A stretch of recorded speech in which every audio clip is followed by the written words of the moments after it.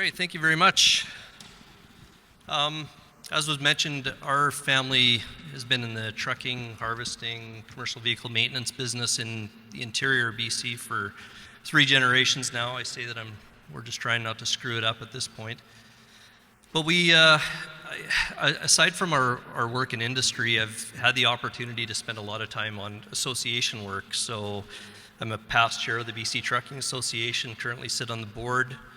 I'm current Secretary-Treasurer of the Canadian Trucking Alliance, and I work with some really great people on the LTAC committee, including Dave Barden, who got an award just earlier. So in doing that, I get the opportunity to learn a whole bunch about regulation and kind of the things that are coming down the pike in the industry. And this will be a very different presentation from what you're used to. I'm a contractor first, and you'll quickly figure that out because I'm the guy standing behind the podium and not wandering around trying to keep you guys awake after 5 minutes. I think it was convenient that the fatigue management person gets the spot before lunch in the morning when your circadian rhythm is at its highest, and the guy that isn't a speaker that gets to stand behind a podium gets the afternoon session where your circadian rhythm is at its lowest point just before the break. But anyway, bear with me and we'll get through it. So I've been asked today, and I've been spending a bunch of time going around the province talking to different trucking contractor groups about electronic logging devices. And I think the idea is really to get a contractor perspective. Many people can have presenters come in and talk about ELDs and telematics from usually a supplier perspective. So I'm not affiliated with any supplier. I'll certainly show you some screenshots of the system that we use, but I'm not here to sell anything. Just here to give you our perspective. We voluntarily implemented e-logs a little over 4 years ago in our business, and usually trucking contractors are shocked to hear, why would anybody voluntarily implement e-logs? But hopefully I'll be able to give you a little bit of information today. And this will be a fairly short presentation, so it'll be kind of a 100,000 foot level, but hopefully we'll have a few minutes for questions if there are any at the end. So the things I'd like to cover off today are a little bit more about what I think is happening on the regulation front and when you could probably expect to see electronic logging devices come into play. Some reasons why I think you should consider adopting ELDs now. A few tips that I think we learned along the way on choosing an ELD supplier and what I think you might want to consider looking for. And probably one of the most important things is transition strategies and gaining driver buy-in as you do make the decision to transition to ELDs. And then if there's time, we'll just talk at a really high level about telematics and how that sort of interconnects with ELDs. So first of all, I guess just some acronyms that kind of float around this part of the world in technology. So you've probably heard of AOBRs, EOBRs, ELDs, E-logs, all sorts of different things to talk about the technology that we're seeing in the trucks now. And just to be clear, so the AOBR, automatic onboard recording device, the EOBR, electronic onboard recording device, is really nothing to do with ELDs or electronic logbooks. It's really the telematics piece that speaks to, and that dates back for decades now.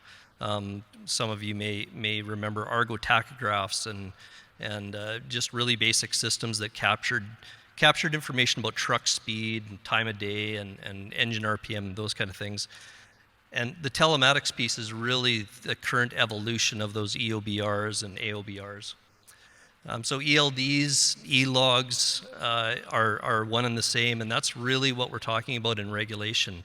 So electronic logging devices is fundamentally the tool that's going to be used to get rid of the paper log and nothing more. So that's the piece that is currently under review for regulation, and telematics and the AOBRs have nothing to do with regulation. So in terms of that regulation, the US adopted ELD regulation in 2017, and there's been lots of talk since 2017 about when Canada would implement. And the dates, the expected dates have come and gone, and now we're currently looking at awaiting a Gazette 2 reading, which we're expecting in the next probably 2 to 4 weeks actually, which is really going to define both the standard and the timeline that is going to mean regulation is implemented in Canada. But some of the, the reason for the delay, I think, is the important piece here. We've learned a lot from the lessons that have been learned in the U.S. They're having a lot of problems. They have a multitude of ELD suppliers in the hundreds. It's a self-regulated industry in the U.S., which has now brought to the forefront a lot of problems in the system. So they've got ELDs, which are in some cases easily manipulated or easily hacked. And obviously the fundamental reason for moving to an electronic logbook is to have confidence in the time that it's showing that a driver's at work. So Canada's taking, it looks like, a different approach.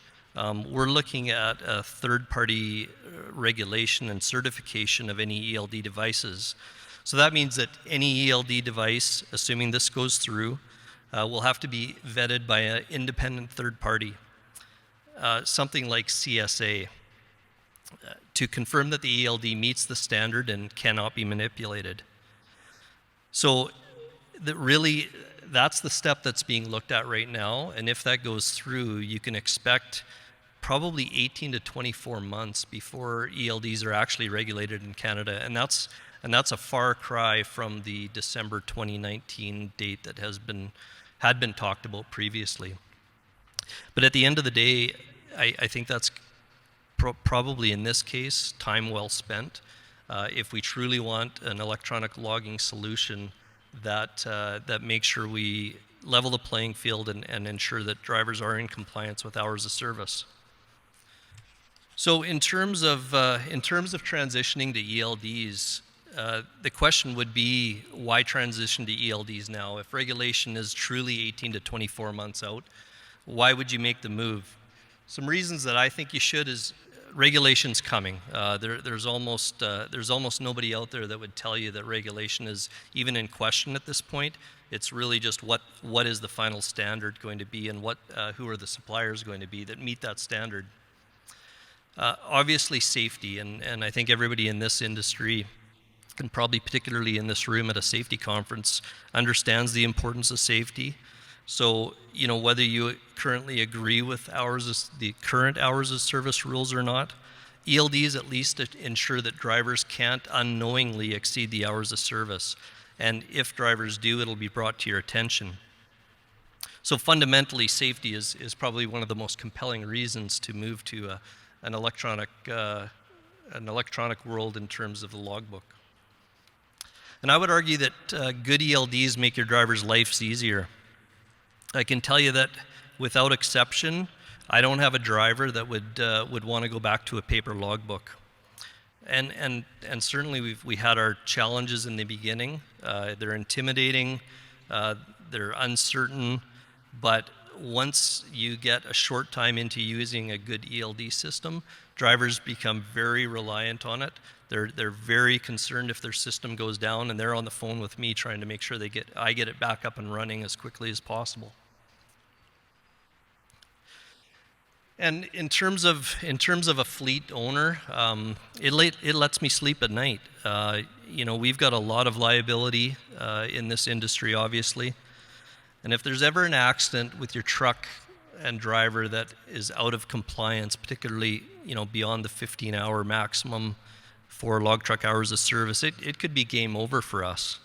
So at the very least, ELDs will make it obvious to you as a fleet owner and obvious to the driver that they're out of compliance with hours of service. We've found that ELDs, or at least good ELD systems, can save you time and money. We've gone away from reviewing every logbook to reviewing the ones that the system identifies are out of compliance. We don't have to worry about all the elements of a logbook in terms of how they've been filled out because they're always accurate, they're always up to date, and they're legible and neat. And transitioning takes time, 18 to 24 months, if that is in fact what it turns out to be. Sounds like a long time to implement, but in our experience, transitioning will take way longer than you think. And at a minimum, and I err more to the 12-month side of this, but 6 to 12 months would be a reasonable expectation to actually make a transition to ELDs. So when you consider the driver training that has to be done, the back office training that has to be done, the installation, not to mention all the research that might go into actually finding a suitable ELD system before you even begin any of that. So I would expect to spend about 12 months in successfully implementing an ELD system. And one of the things that we found really valuable and probably a real key part of our success in implementing electronic logbooks, especially early, was doing it slowly and finding some internal champions in your company. Maybe it's a tech-savvy driver that you have that's keen on the new technology. Implement with them, let them experience it, get them comfortable, and they'll probably do all the selling for you that needs to happen amongst your other drivers. We also included CVSE in our decision to implement. There's certainly a transition period. There's a learning curve to it. We sat down with our local district manager of CVSE in our area and told them what we wanted to do. They actually gave us a letter which we could carry in the trucks that allowed our drivers to actually run the ELD system as a training device while they were still running their paper log. Now, you don't want to do that without CVSE being on board, because it's in fact running 2 logbooks. But we made it really clear that we wanted to have the time to have our drivers get comfortable with the system, only being used as a training device, and still using the paper log as our actual logbook until such a time as we were comfortable and we could move completely away from paper. And on a good ELD system, I would challenge that that's probably only a 1 or 2 week timeline if you've picked the right system. So I think there's some key features that I would recommend that you look at in an ELD. And with all, like anything, with all technology, and there's a myriad of ELD suppliers out there. Obviously, the couple of fundamental important things that you need to look for is that it connects with the ECM on your truck. So that'll be one of the fundamental requirements of any approved ELD system, is that it does connect with the ECM on your truck. And secondly, that it will meet third-party certification. Now that's a bit of a slippery slope, because the standard's not even been released yet.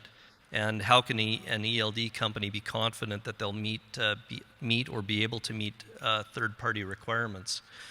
Well, we've asked through the Canadian Trucking Alliance ELDs to create and sign off on a customer commitment letter. So for those that want to transition early, the pool of it's in the hundreds right now of ELD suppliers, everything from your young fellow down the street that's creating an app for an iPhone to big multinational companies that have got a full service solution. What we know with CTA having helped develop the standards around what we expect to be the ELD standard, it's very achievable for any ELD supplier of any size. However, that pool of hundreds of ELD suppliers is likely to shrink to, their estimate is 20 or 25 across Canada. So if you're looking to transition early, talk to your ELD supplier about whether they're prepared to sign the customer commitment letter that basically provides a level of guarantee to you that they're going to meet the third-party certification requirements that are being contemplated right now.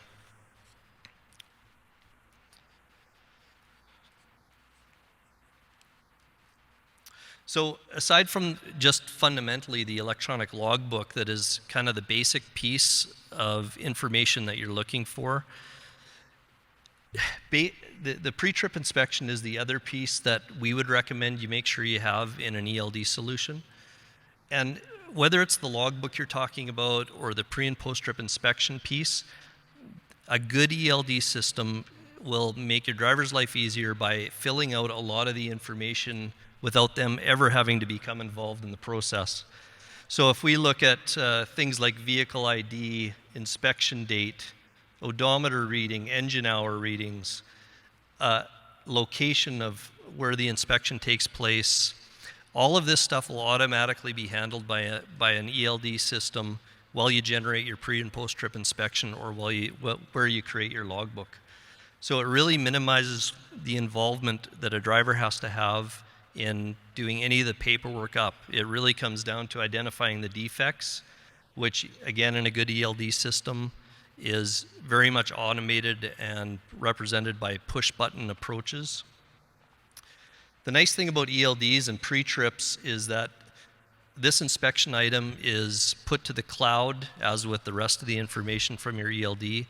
And so our shop, for instance, can have a look at this inspection that might have been performed at 2 o'clock in the morning, and they can get this information at any time of the day and really be proactively prepared to deal with the truck and any defects that it might have at the end of the day without having any interaction with the driver in the process.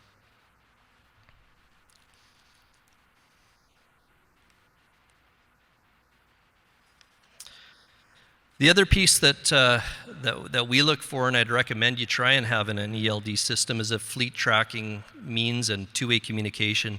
This obviously isn't super important for an owner-operator in the group, but for companies that operate fleets, having a good fleet tracking system and two-way communication opportunity gives you a lot of information you can use on a daily basis to manage your fleet. So in this particular case, all of the dots that you see on the map are individual trucks. There's a lot of information we can get by hovering over any of those individual trucks, including their driving status, their remaining hours of service, any defects that they have on their unit at the time. The other piece we can do from this particular screen in our solution is we can have two-way communication with the driver. So we've really tried to go completely away from cellular contact with our driver, texting with our drivers, to using this system to try to get away from that whole distracted driving piece. So we can send a real-time message from our office to any one of our drivers or to a list of drivers. They can't respond to that message until the GPS senses that they're not moving. So that's positive, and then they can respond again through the system back to the office. So it's really streamlined that and been a step that we could take to minimize the number of ways that we contact and maybe distract our drivers as they're going down the road.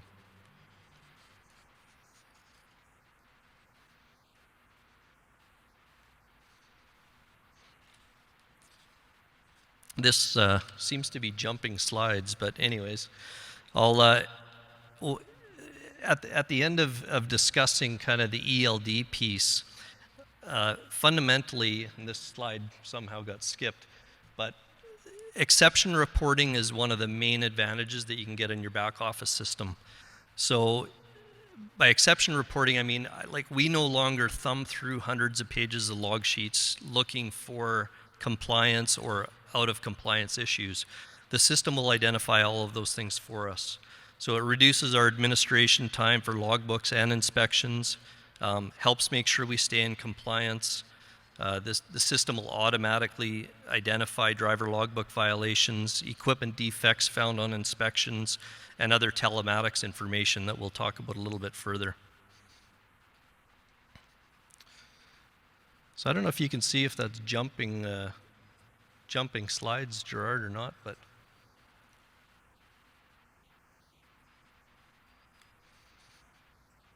so go up to exception reporting, two previous. No, back up.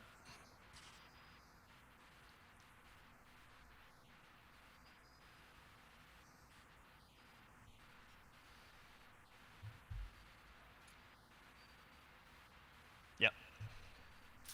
Perfect, thanks. So that's a really high level of the ELD, and sorry we missed a couple of slides in there. I don't know why it's jumping around, but talking at a really high level about telematics as well. So again, there's a lot of different suppliers, a lot of different options when you think about a telematics solution. We think there's some must-have things here, but I think one of the really important things is that do your research on what company you want to use for both telematics and e-logs. A lot of companies have started on one end of the spectrum or the other. They've traditionally been a telematics company, and they're really strong in the telematics piece of their technology. And they're only just now getting into the ELD aspect, and that's really because of a rising tide market with regulation. So they might be really strong in telematics, they might be really weak on electronic logbook, and vice versa. We've got a lot of companies entering the market right now that are getting into the market because of ELDs. They may have a decent ELD solution, but they may have a very weak telematics solution. And in this day and age, there's really no reason that you can't get a pretty strong solution on both sides out of one product. So make sure you do your research and try to get, firstly, I think one that does a really good job of ELDs, because without a good ELD product, your drivers are going to give you a lot of pushback.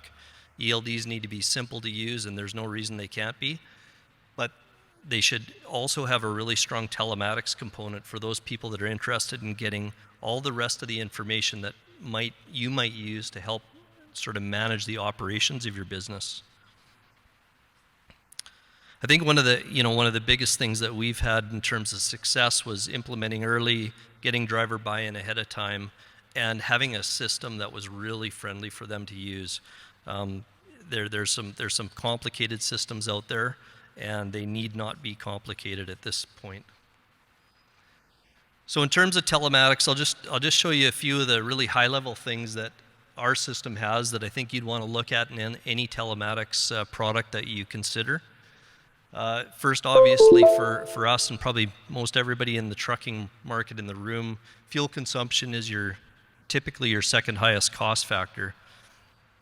So good telematics systems can give you a lot of information about your fleet and your individual trucks about fuel consumption. So in this particular case, it's just a snapshot of fuel consumption over a period of 7 days for our 14 vehicles, how many trips we moved during that period, how much idle time we had during that period, how much fuel we consumed idling during that same 7-day window, and then all the information about our empty, loaded distance traveled, and fuel consumption, whether it be empty or whether it be loaded. We've spent a lot of time with our customers and in both in choosing an ELD system and in determining that we would share data. So we share all the information that we get out of our system with our customer. It helps us because we use this information for negotiating rates, for understanding costs, and for developing plans with our licensees as to how we're going to best manage our trucking fleets.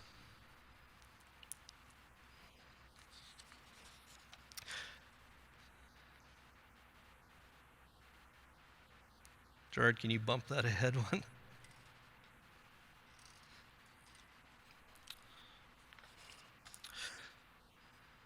So again, this is skipping multiple slides, but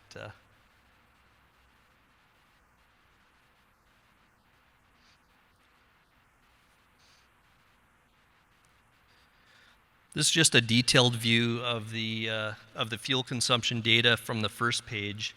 And most systems will allow you to drill down into kind of any level of detail. So this is the list of the 14 trucks over that 7-day period and the individual fuel economy performance for every individual truck. And again, you can dive deeper into each individual truck on their own just by clicking on the individual trucks. Yeah, I think you're gonna have to run it from there, Gerard.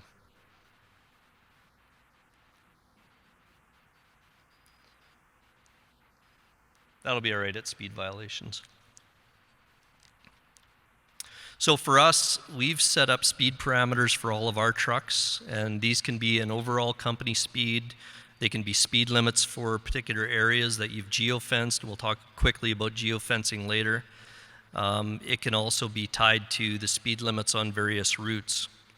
So our thought is that speed directly relates to safety and fuel economy. So we've worked with our mills to ensure that cycle times reflect our ability to operate according to reasonable speed limits. And I can tell you that on the cycle time front, our conversations have ended with the mills, or at least our disputes or discussions with the mills have ended as a result of implementing telematics and e-logs. We don't have issues in arriving at cycle times that are reasonable and agreeable. And with the mill having all of the same access to the data as that we have, I think that in this day and age, most licensees want their fleets to operate safely. They just have not had a lot of confidence in the complaining about cycle times that's happened in the past, because it's been really one driver talking about it, or a really vocal driver making a lot of noise about it and getting a group of people wound up. Licensees, in our experience, want data. And if you can provide them good data, you can get to good solutions.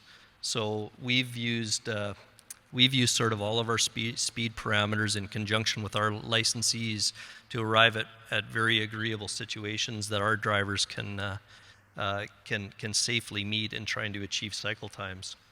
So we monitor speed violations, and these are based on our own company parameters.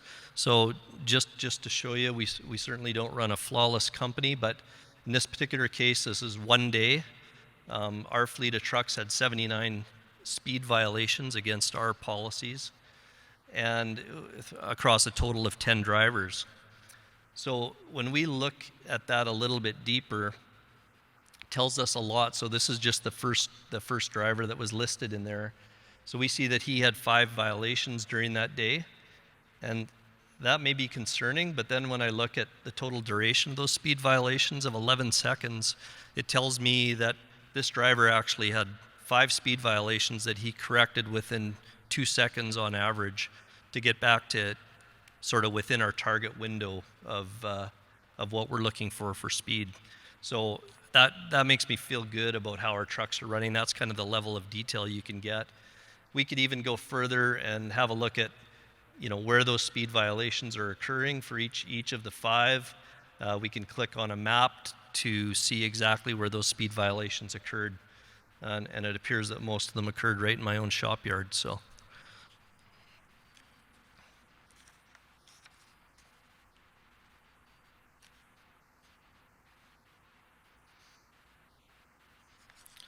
Thanks.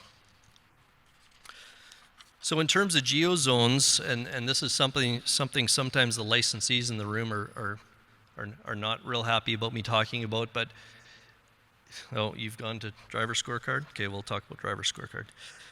So in terms of implementation of these systems, a lot of data comes out of these systems that you can use in one of two ways. You can either use it to discipline drivers, and I think back to Jeff's conversation about using tools to discipline or using tools to get better.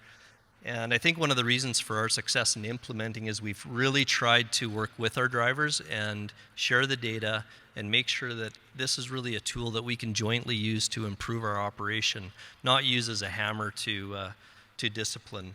So we created a driver scorecard for our fleet of drivers, and this gives them a bunch of information on a daily basis, including the distance they drove, length of their shift, how long the engine was on, idling hours, and then ultimately we score their entire day based on parameters that we've set. So they accumulate points throughout the day for positive behavior that is falling within our target ranges on various things like speed, idling, drive RPM, engine brake RPM, harsh braking, those kind of things. And we've set a target of wanting all of our drivers to receive point scores of 90 points per hour or better. So we give that as feedback for them, and then we've tied that into our safety and performance bonus, which gives them even that much more incentive to try to improve their score. But they're really just using it themselves to try and improve. So in terms of geozones, most systems today would allow you to take a map and draw a picture around a designated area and identify that area as a geozone. And then from there, once you have a geozone, you can track all your activities within that geozone. So for instance, if we can go to the next slide, Gerard.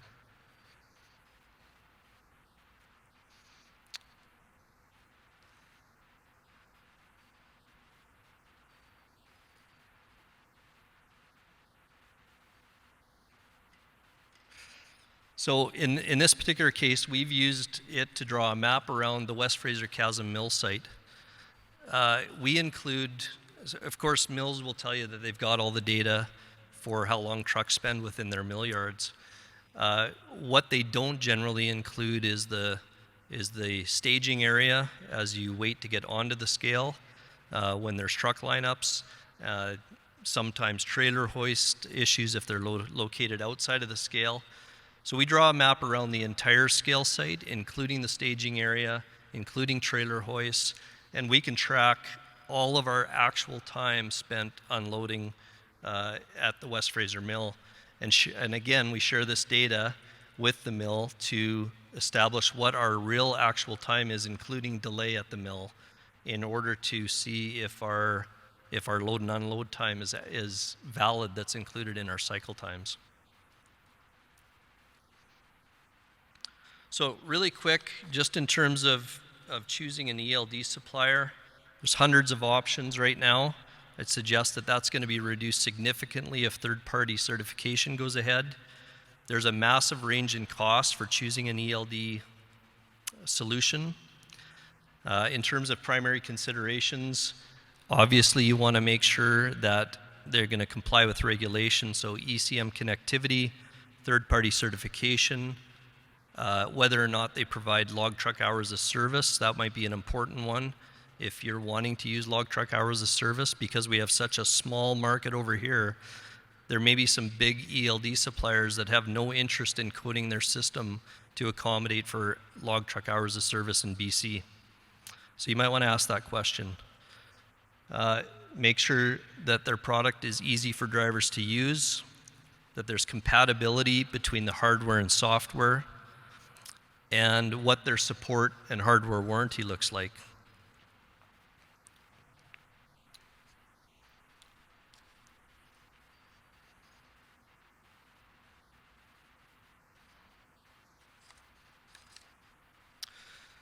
So I'd suggest you want an ELD supplier that's large enough to survive. Third-party certification is not going to be inexpensive for suppliers. Large enough to survive, large enough to continue developing their product, and the ability to meet third-party certification. They're small enough to be interested, so will they code for log truck hours of service? Will they consider customization that you want done?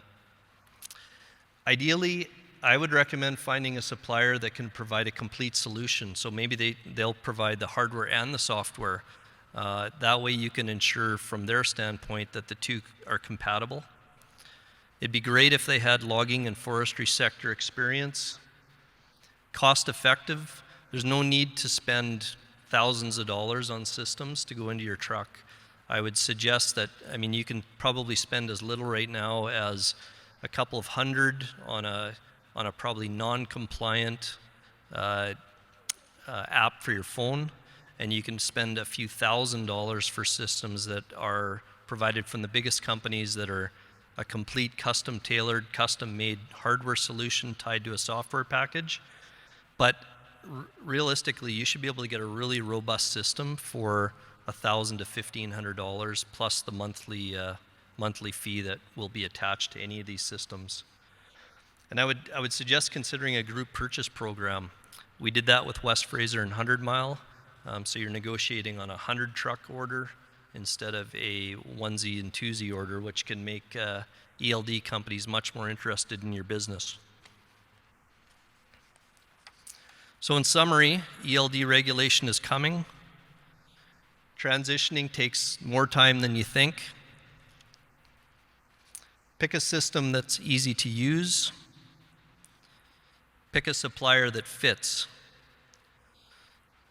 Involve your drivers early, and I'd really recommend trying to coordinate a group purchase program.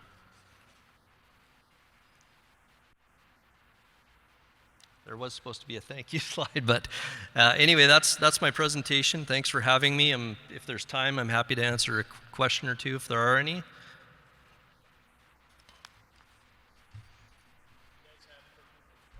Oh, go ahead.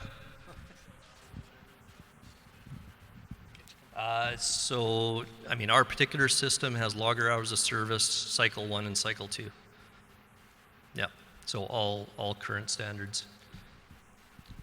So my biggest question is probably for an owner-operator as opposed to a giant contractor. Who would be the watchdog would monitor an owner-operator if you had him as a subcontractor for yourself? Well, I think it depends on how you structure it. In our case, we're working with a licensee. In your case, so the licensee has access, and that's a decision too. Whether if you go into a group purchase program situation, I would think that whoever's sponsoring that program is going to want access to the data. If that's a licensee, I can see that you'd be wanting to share that information with a licensee. If it's a contractor, your contractor may want or require access to that information if you're a subcontractor under them.